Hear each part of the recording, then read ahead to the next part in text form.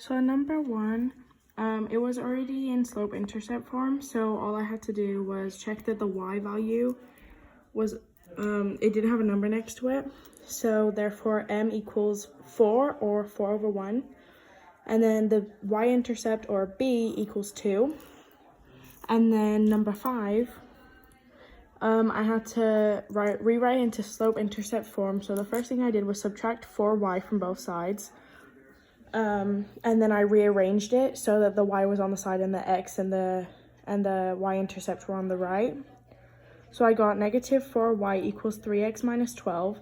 I divided everything by negative 4 to separate the y. And then I got, oh shoot, there's supposed to be a negative there, but y equals negative 3 over 4 x plus 3,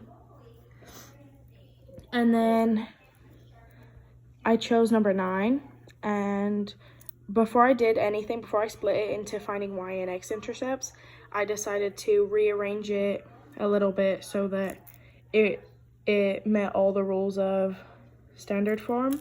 So I subtracted 6 from both sides, and then I solved for y-intercept by putting 2x plus 3y equals negative 6, and then I plugged in 0 for x, so I got 3y equals negative 6, divided by 3 on both sides to get y equals negative 2, and then the point is 0, negative 2.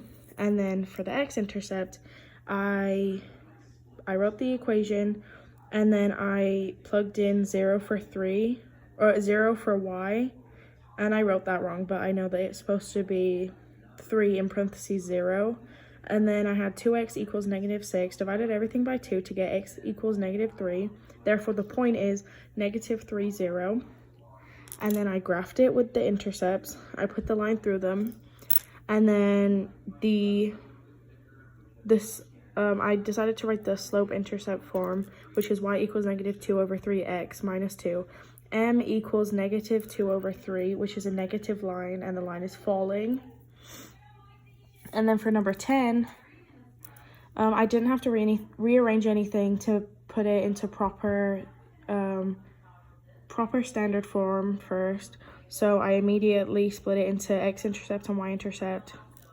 So to solve for the x-intercept, the first thing I had to do was plug in 0 for y, and then I got 3x equals 12.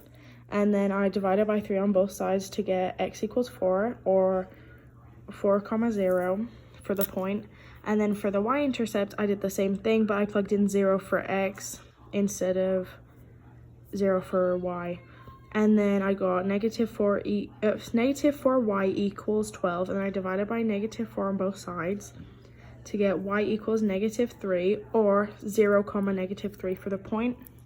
Slope is 3 over 4.